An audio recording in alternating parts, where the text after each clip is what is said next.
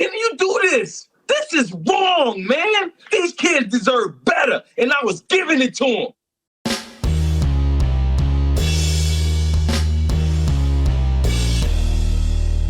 How's everybody doing? My name is Anthony Brian Logan, and today we got to talk about the ongoing fallout between NFL Football Hall of Famer Ed Reed and Bethune-Cookman University out there in Daytona Beach, Florida, which is to the north and east of Orlando, Florida. Now, a lot of you guys sent me emails about this saying, hey, man, what's your take on Bethune-Cookman hiring Ed Reed and then firing him like a minute later?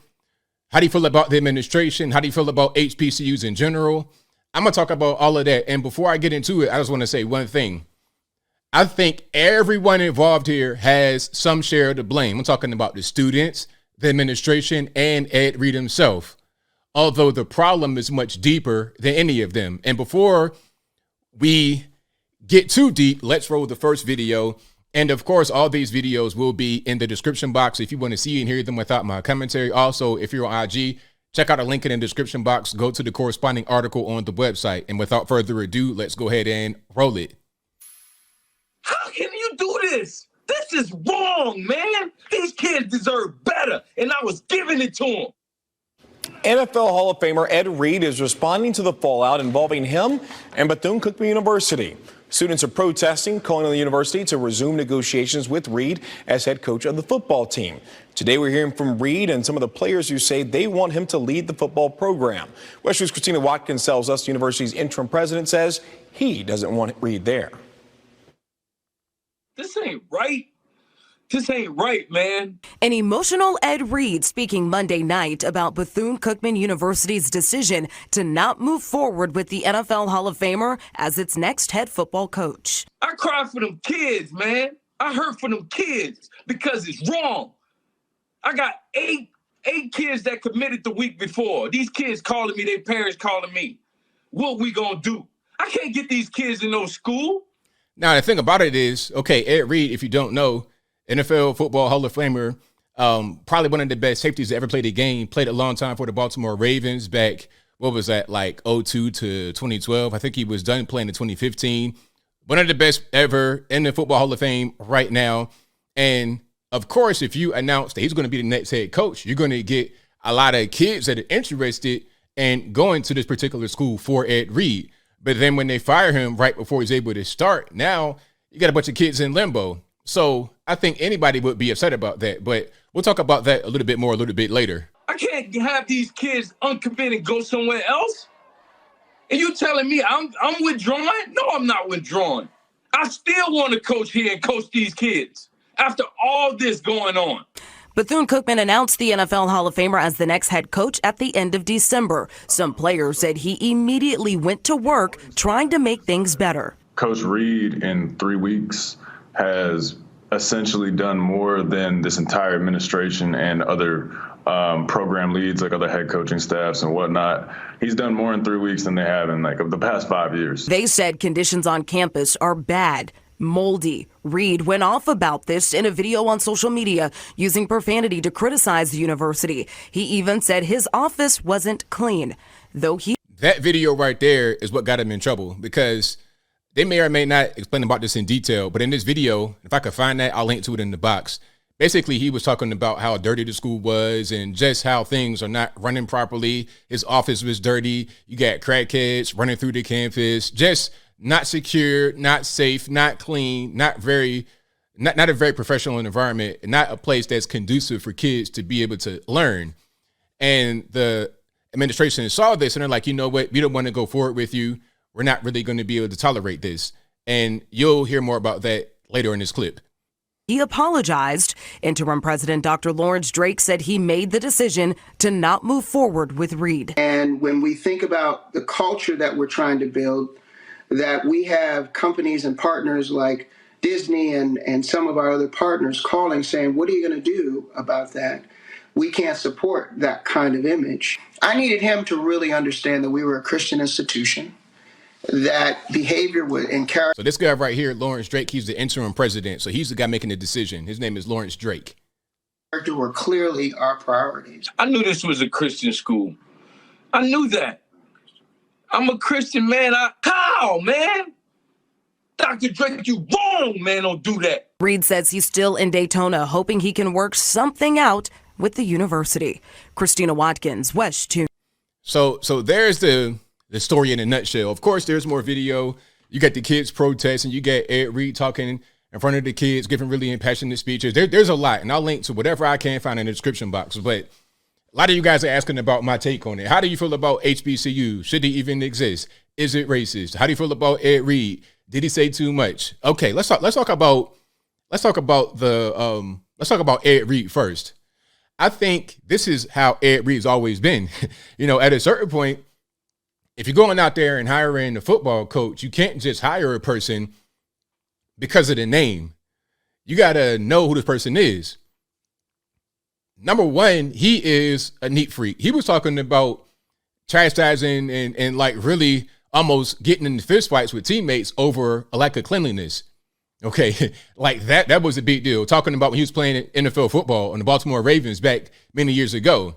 All you got to do is look at him on YouTube, and he's talking about, I cannot stand people that are dirty. I cannot stand when there's a trash can right there or a laundry receptacle. You put your towel right there on the ground rather than putting it right there in the receptacle. He had been saying that. So if you know you have garbage all around your school, trash everywhere, it's not very clean, mold everywhere, then you shouldn't bring on a guy like that who is a neat freak. That's first. And then beyond that, the money's not really there to be able to accommodate a guy like Ed Reed. If you want him to shine and be the best he can be, you can't be on the football field sharing helmets. You can't be out there just not having the really up-to-date feel. It's just not really the place to be. Now, of course, you're going to send the offer. Maybe you didn't think he'd take the offer, probably. I don't know, I guess. But when he does take it, you got to be ready for him to take it.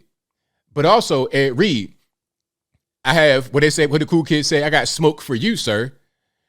If you're going to take a job, maybe visit the campus and really look at what's going on, look at every part of the campus, look at the dorms, look at the facilities, your locker room, your field, look at the equipment, look at the budget, the books, and talk to everybody, talk to the kids there, ask them what's going on, because these problems didn't just come up out of nowhere. The mold issue didn't just happen when Ed Reed landed in Daytona Beach. That didn't go on at all. So you got to ask yourself a question. Why did you not know about these things before you signed on the dotted line? Okay, now you're going on the Instagram rant talking about it, and I understand your passion, understand your frustration, but what will the Instagram rant do to fix or solve anything? Okay, I'm not really sure what it's going to do. So, I think that he did not do his due diligence. Maybe he did, and they were able to hide it, but I doubt it. Also, to the kids that go to the college, I'll talk about black schools in a minute and that concept in general, but to the kids that go there, why are you protesting? I never understood that.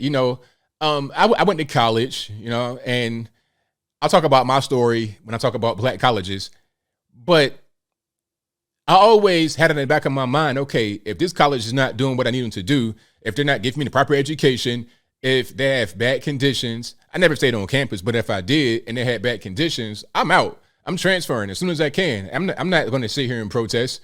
Okay, what's the purpose in doing that? I know it ain't going to get changed overnight by protesting. What I can do to change it is to go somewhere else.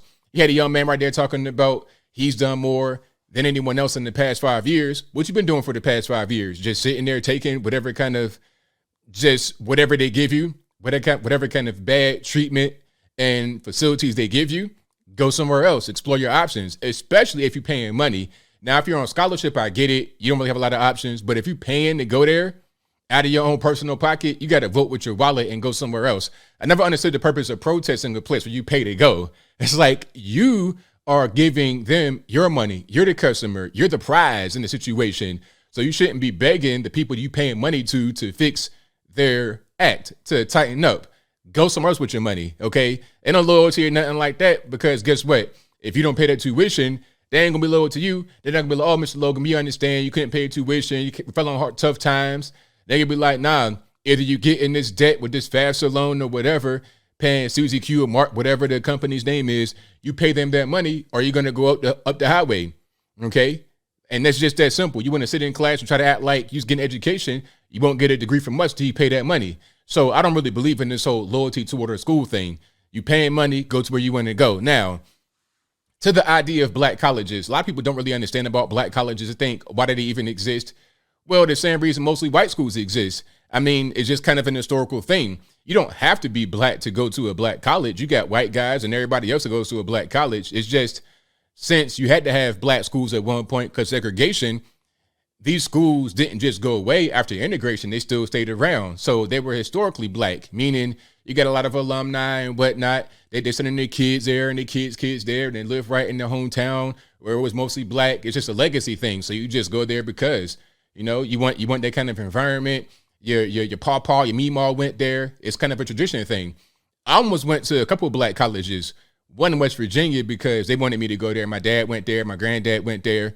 They wanted me to go there, but I didn't want to stay out there for, you know, my college career, even though that's where my family is from. I wanted to stay in Virginia. I went to ODU rather than Norfolk State, which is a black school. Norfolk State is. The reason why I did not go to Norfolk State is because I tried to meet with a guy, like an advisor, to get into the art program, and he always had some kind of excuse. Oh, my car broke down. I forgot about the meeting. It was like 3 or 4 meetings we missed, and this is over a period of weeks. And meanwhile, you know, time's a wasting. I got to get enrolled or I miss the next semester. So I went to ODU instead. So a lot of times you have black colleges that have a problem with management. That's really it. Mismanagement, poor management, siphoning the money, not really getting a lot of money. And the money they do get, they mismanage. They take it, put it into their own personal pocket. Like Deion Sanders was talking about, could have been the case at Jackson State. So it's just a lot of problems that happen at black colleges. Am I saying these problems only exist at black colleges? No. I think there are unique problems depending on the point where you go. A lot of colleges nowadays ain't nothing but a scam, trying to rob you of some money. I experienced some problems at ODU as well, which is more of a mixed school. I talk about that in a different video. It's problems all the way around, but specifically with black colleges, the problem is usually poor management, which leads to a lot of other problems not being fixed. You got poor grounds, you got poor facilities, and it's just, and you still got very high prices of tuition. But as I close, I want to say this. Shout out to Ed Reed for trying. Shout out to him for trying to go to this school. And I understand his passion. He's always had that same passion. I don't understand why anybody's like, oh, we're a Christian school. Okay, you ain't know about Ed Reed being a passionate person, a guy that might cuss and whatnot. Like, you didn't know that he was that way before you hired him? You should have gone to Brigham Young or someplace like that, some Mormon school, and hired some guy over there that still got on the purity ring rather than an NFL football player that will hit you at full speed going 100 miles an hour, okay? Rather than that guy, get the guy that you know is going to be pure and clean shaven the whole 9 yards. Ultimately, this is just really the fault of management, and also Ed Reed for not really knowing what he was getting into, and the students for not really moving around. You got a poor school you're going to, and they're not doing very well. Go over there. Go a different direction. But I think I'll leave that right there for now. And what say you? How do you feel about the whole situation between Ed Reed, Bethune Cookman, the students, the administration, whatever your thoughts are? Let me know in the comments below. You guys know where I'm at. A lot of the issues with black schools kind of just really rest on the administration. The money thing is a problem, but not really, because when they get a bunch of money, they mismanage it. That's the whole problem. Poor management. That's what it all boils down to, unfortunately. But whatever your thoughts are, please let me know in the comments below.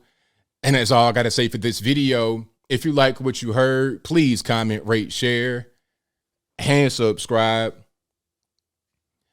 Peace.